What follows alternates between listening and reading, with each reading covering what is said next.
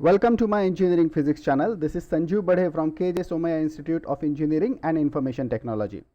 This is our first session on special theory of relativity, and in this session we will first discuss the limitations of Newtonian mechanics.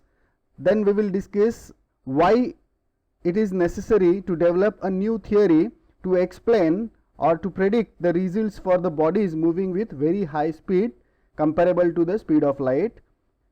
The meaning of physical event is discussed, and at the end we will get introduced ourselves to inertial frame of reference and non-inertial frame of reference. Module 4, a special theory of relativity. The number of lectures needed may be 2. Marks weightage is around 7 to 10. Topics in this module are Introduction to Special Theory of Relativity, Inertial and Non-Inertial Frame of Reference, Galilean Transformations, Lorentz Transformations. Then we will introduce ourselves to time dilation, length contraction and mass energy relation. First of all, we will try to understand the limitations of Newtonian mechanics, how the Newtonian mechanics fails to predict the behavior of the object when the object moves with very high speed comparable to velocity of light. Then we will understand what is a frame of reference, what is the difference between inertial frame of reference and non-inertial frame of reference. Then we will understand Galilean transformations used to transform the coordinates from one frame of reference to the other frame of reference. We will understand the limitations of Galilean transformations and how the Lorentz transformations can be obtained. Once Lorentz transformations are obtained, we can understand the phenomena called time dilation, length contraction, and we can get the famous mass energy relation which was obtained by Einstein. First, let us talk about Newtonian mechanics. For that, let us consider some of the macroscopic objects like a car which is moving with a speed of 100 kilometers per hour, a sound wave. Well, a speed of sound wave in air is around 340 meters per second. Artificial satellite which is moving around the earth, which moves with a speed of around 30,000 kilometers per hour. In all these cases, if you calculate the ratio of speed of object to the speed of light, in case of car it is 0.00000093. In case of sound wave it is 0.00000011.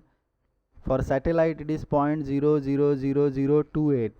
So in all these cases the ratio of speeds is very small, and it is found that in these cases where the ratio of speeds is very small, the predictions given by Newtonian mechanics match with the experimental results. Newtonian mechanics will use the Newton's equations like V is equal to U plus AT, S is equal to UT plus half AT square, or V square is equal to U square plus 2as to predict the results.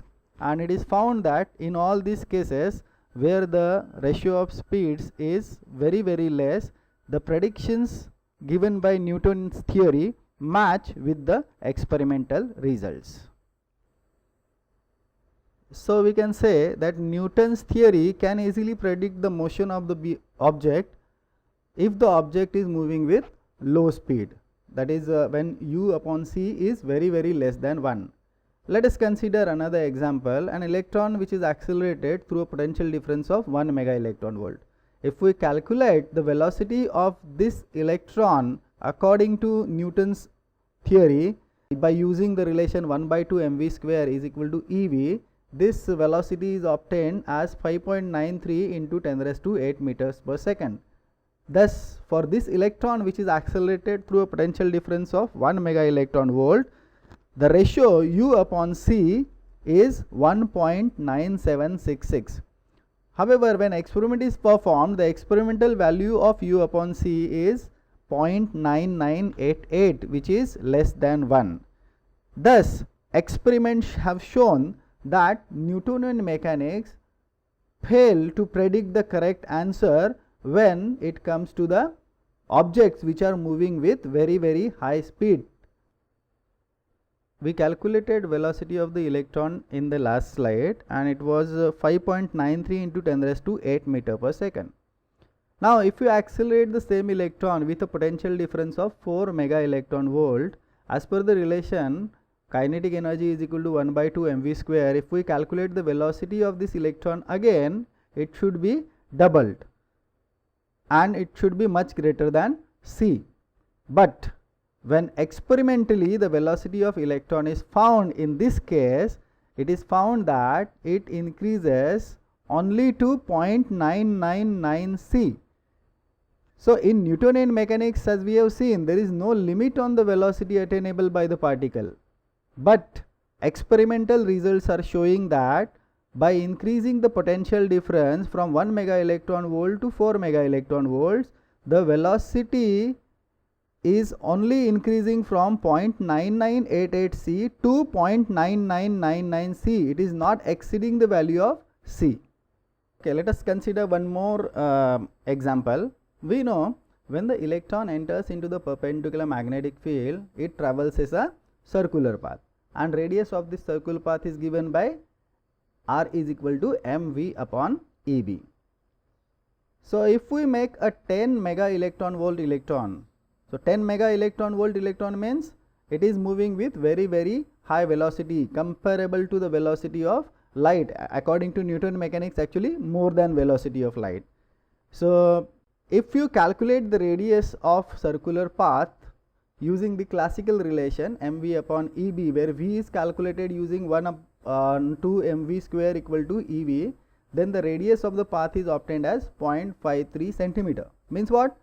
Means the predicted value according to Newtonian mechanics for radius of circular path is 0.53 centimeter.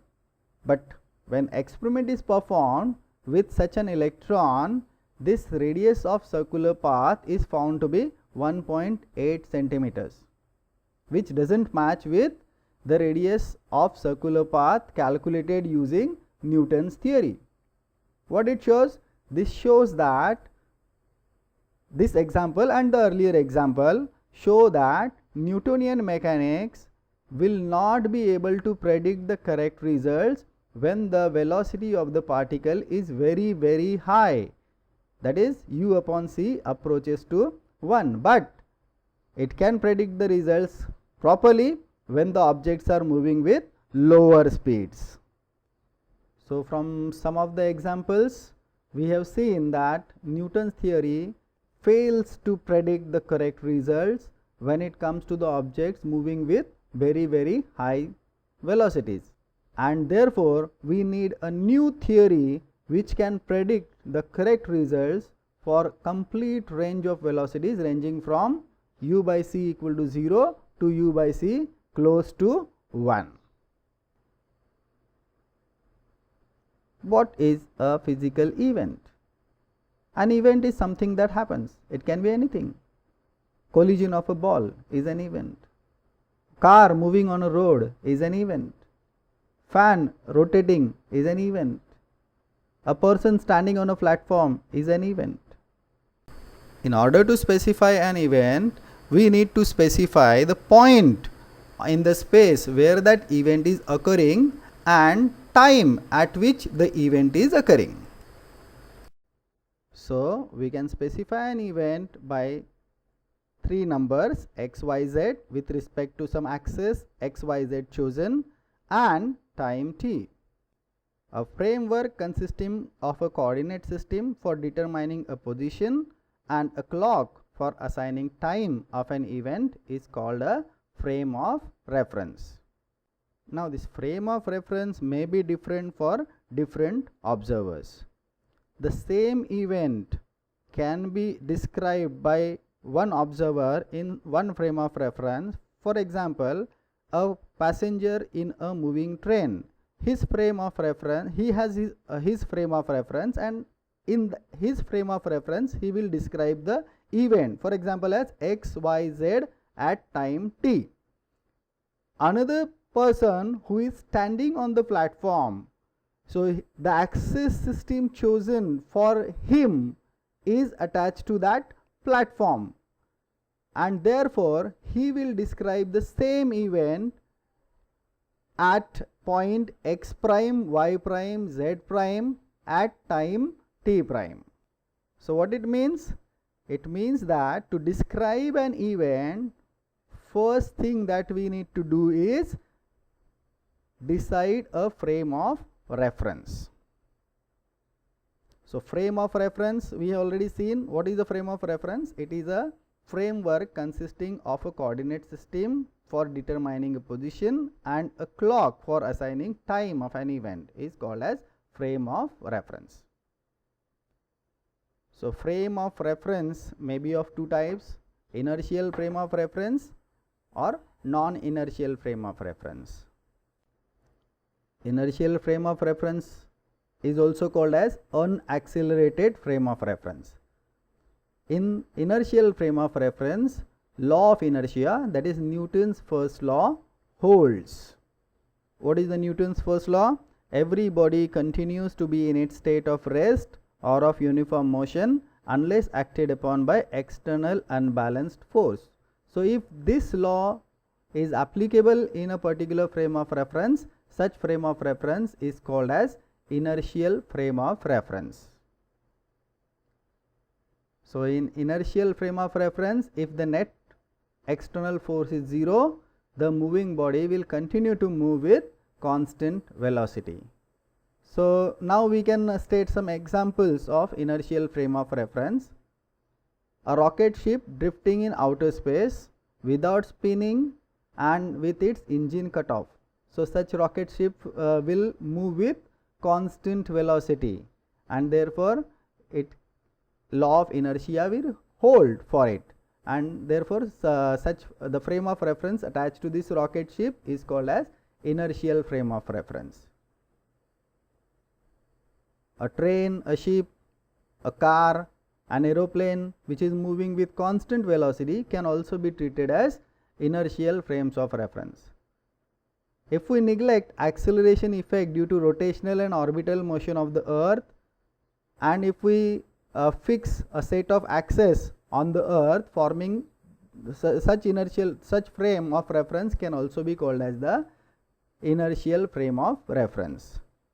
The special theory of relativity developed by Einstein deals only with such inertial frames of references where Newton's first law holds. Non-inertial frame of reference means accelerated frame of reference. So in such frame of references, the law of inertia is not obeyed. Some examples are a merry-go-round. So in merry-go-round, a system of axes are accelerated with respect to the earth. So it is a non-inertial frame of reference. A car on which brakes are applied is a non-inertial frame of reference. So in non-inertial frame of reference, even though there is no force acting on the body will not move a straight line path with constant velocity. For such non-inertial frame of references, Einstein developed another theory which is called as general theory of relativity. Special theory of relativity is found to be a special case of this general theory of relativity. So we are at the end of the first introductory session on a special theory of relativity. In this session we discussed limitations of Newtonian mechanics. It is explained why a new theory is needed to predict the results for the bodies moving with very high speed comparable to speed of light. Inertial frames and non-inertial frames of references are introduced at the end. In the coming sessions, we will be discussing Galilean transformations, limitations of Galilean transformations, and then we will introduce to the Lorentz transformation in the third session. So thank you for watching. I hope you must have liked this video. If you like this video, then please subscribe to the channel. If you have any doubts, if you have any queries, please write in the comment section, or you can mail me on my email ID. Thank you once again.